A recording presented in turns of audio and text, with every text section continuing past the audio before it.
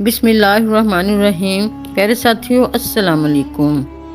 پیارے دوستوں، عربوں کے وہ مشہور بت جو صفا و مروہ کی پہاڑیوں پر پوجے جاتے تھے، یہ وہ بت تھے جنہیں لوگوں نے اپنے ہاتھوں سے نہیں تراشا تھا، بلکہ یہ جیتے جاگتے حقیقی انسان تھے۔ انہوں نے خانہ کعبہ کے اندر ایسا کیا جرم کیا تھا جس کی وجہ سے اللہ تعالیٰ نے انہیں ایسا خوفناک عذاب دیا کہ آنے والوں کے لیے عبرت کا نشان بن گئے؟ یہ سب کچھ جاننے کے لیے ہماری ویڈیو کو اینڈ تک ضرور دیکھیے گا۔ دوستو، جب سے خانہ کعبہ تعمیر ہوا تب سے لے کر اب تک جس نے بھی بیت اللہ کی بے حرمتی کی یا بے حرمتی کرنے کی کوشش کی تو اللہ تعالیٰ نے ان کا وہ حشر کیا کہ رہتی دنیا تک عبرت کا نشان بن کر رہ گئے، پھر چاہے وہ دنیا کا طاقتور بادشاہ ابرہا اور اس کے ہاتھیوں کا لشکر ہی کیوں نہ ہو۔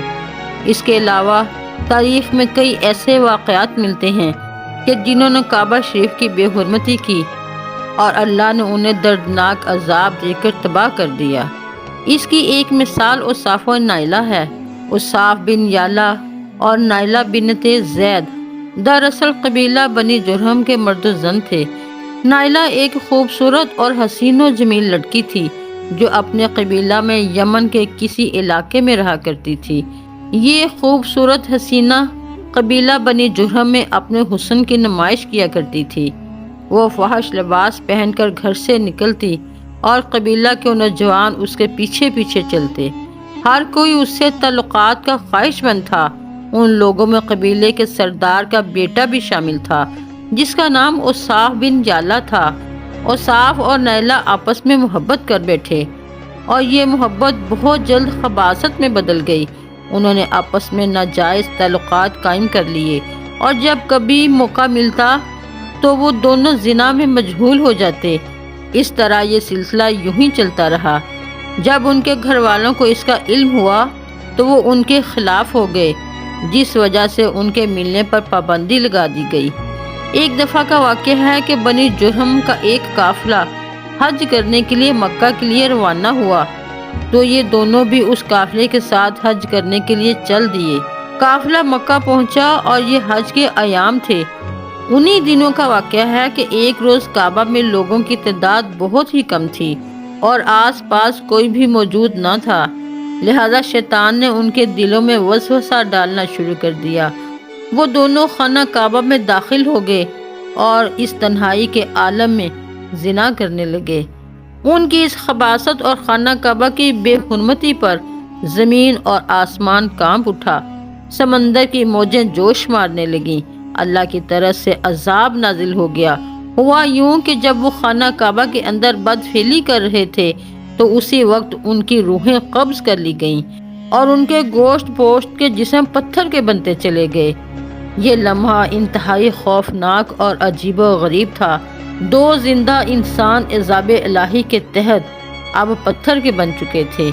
کچھ دیر بعد جب بنی جرہم کے لوگ کعبہ کے قریب آئے اور بیت اللہ کے دروازے کو کھولا تو دونوں بدبخت برہنہ حالت میں پتھر کے بنے کھڑے تھے۔ وہ یہ سمجھ گئے کہ یہ خبیث اللہ کے مقدس گھر میں کس قسم کے جرم کا ارتکاب کر رہے تھے۔ لوگوں نے دونوں کے مجسموں کو اٹھایا اور باہر لا کر انہیں زمین میں گاڑ کر کھڑا کر دیا تاکہ یہ لوگوں کے لیے عبرت کا نشان بنے رہیں۔ کچھ دن گزرنے کے بعد مکہ کے لوگوں نے اصاف کے بت کو اٹھا کر کوہ صفا کے مقام پر رکھ دیا اور نائلہ کے بت کو اٹھا کر کوہ مروہ کے مقام پر رکھ دیا۔ صفا و مروہ دراصل دو پہاڑی ہیں جو خانہ کعبہ کے بالکل قریب ہی ہیں۔ انہی دو پہاڑیوں پر چڑھ کر اور چکر لگا کر حضرت بی بی ہاجرہ نے اس وقت پانی کی تلاش کی تھی جب حضرت اسماعیل علیہ السلام شیر خوار بچے تھے اور پیاس کی شدت سے بے قرار ہو گئے تھے۔ اس لیے زمانہ قدیم سے یہ پہاڑیاں بہت مقدس مانی جاتی ہیں اور حاجی ان پر چڑھ کر بڑے احترام اور جذبہ عقیدت کے ساتھ طواف کیا کرتے ہیں۔ جب اصاف اور نائلہ کے بت کو صفا و مروہ پر رکھا گیا تو ان کی سزا یہ تجویز کی گئی کہ جو شخص بھی صفا و مروہ پر جائے تو دونوں بتوں کو ایک ایک جوتا مارے۔ ایک دو نسلوں تک تو یہ عمل جاری رہا۔ پھر لوگوں نے انہیں جوتوں کے بجائے تھپڑ مارنا شروع کر دیے اور کچھ نسلوں بعد لوگ صرف انہیں ہاتھ لگایا کرتے تھے۔ اس طرح وقت گزرنے کے ساتھ ساتھ لوگوں نے ان سے عبرت حاصل کرنا کم اور تعظیم زیادہ کرنے لگے، یہاں تک کہ ایک وقت ایسا آیا کہ عربوں نے جہالت کی بنا پر انہیں محبت کی علامت قرار دینا شروع کر دیا، اور قبیلوں میں ان کی داستان کو فخر سے بیان کیا جانے لگا، اور آہستہ آہستہ یہ محبت کے دیوی اور دیوتا قرار پائے۔ 5ویں صدی تک اوصاف اور نائلہ کے بت کو عربوں کے بڑے بتوں میں شمار کیا جاتا تھا، جن کے آگے لوگ سجدہ کیا کرتے اور قربانی بھی چڑھاتے تھے۔ حضرت زید بن حارث رضی اللہ تعالیٰ عنہ بیان کرتے ہیں کہ جب زمانے جہالت میں مشرکین مکہ بیت اللہ کا طواف کرتے تھے تو اوصاف اور نائلہ کے بت کو چھوتے تھے۔ میں ایک دفعہ رسول پاک صلی اللہ علیہ وسلم کے ساتھ بیت اللہ کا طواف کر رہا تھا، لہٰذا جب میں ان بتوں کے پاس سے گزرا تو ان کو چھوا۔ اس پر آپ صلی اللہ علیہ وسلم نے مجھ کو ان بتوں کو چھونے سے منع فرمایا۔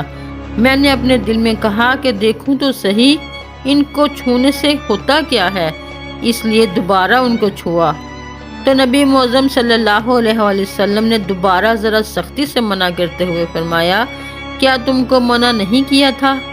حضرت زین فرماتے ہیں کہ اللہ کی قسم اس کے بعد میں نے کبھی کسی بت کو ہاتھ نہیں لگایا، اور میں قسم کھا کر کہتا ہوں کہ نبی معظم صلی اللہ علیہ وسلم نے کبھی بھی کسی بت کو نہیں چھوا تھا، یہاں تک کہ اللہ نے آپ صلی اللہ علیہ وسلم کو نبوت عطا فرما دی اور آپ صلی اللہ علیہ وسلم پر وحی نازل ہونے لگی۔ ایک دن رشد و ہدایت کا ایک سورج طلوع ہوا جس سے یہ پورا خطہ جگمگا اٹھا۔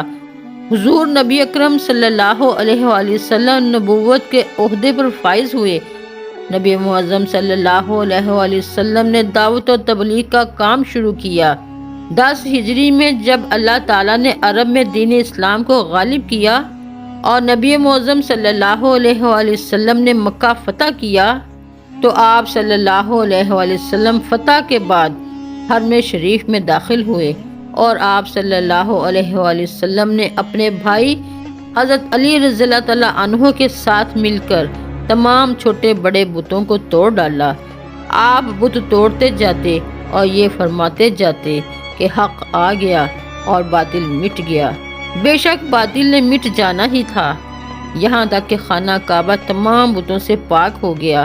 پھر آپ صلی اللہ علیہ وسلم صفا اور مروہ پر تشریف لے گئے اور اوصاف و نائلہ کے ان بتوں کو اپنے مقدس ہاتھوں سے توڑ ڈالا۔ ہم نے دیکھا کہ لوگوں نے اوصاف و نائلہ کے ان بتوں کو عبرت کے لیے صفا اور مروہ پر رکھا تھا، لیکن شیطان نے انہیں ایسا گمراہ کیا کہ وہ ان کی پوجا کرنے لگے۔ صرف یہی نہیں بلکہ زنا جیسے بدترین جرم جسے کعبہ شریف کے اندر کیا گیا تھا، لوگ اس داستان کو فخر کے ساتھ بیان کرنے لگے۔ ہونا تو یہ چاہیے تھا کہ ان کی اس بدفعلی پر ان پر لعنت بھیجی جاتی، لیکن عربوں نے اس گناہ کو داستان عشق بنا دیا اور اوصاف و نائلہ کو ایک رول ماڈل کی طرح پیش کرنے لگے۔ بالکل اسی طرح آج کے اس فتنے بھرے دور میں یہی کچھ حالات نظر آتے ہیں، جہاں اگر کوئی شخص کسی طرح کا سنگین جرم کرے تو لوگ اسے ہیرو کی طرح بطور نمونہ پیش کرتے ہیں۔ فریڈم، آزادی خیالات اور لبرلزم کے نام پر ہر طرح کی خباثت اور برائی کو خوبصورت انداز میں پیش کر کے اس کی بھرپور تائید کی جاتی ہے۔ اللہ رب العزت سے دعا ہے کہ اللہ ہمیں ہر طرح کے فتنوں اور برائیوں سے محفوظ رکھے اور شیاطین لعین کے وسوسوں اور چالوں سے ہماری حفاظت فرمائے۔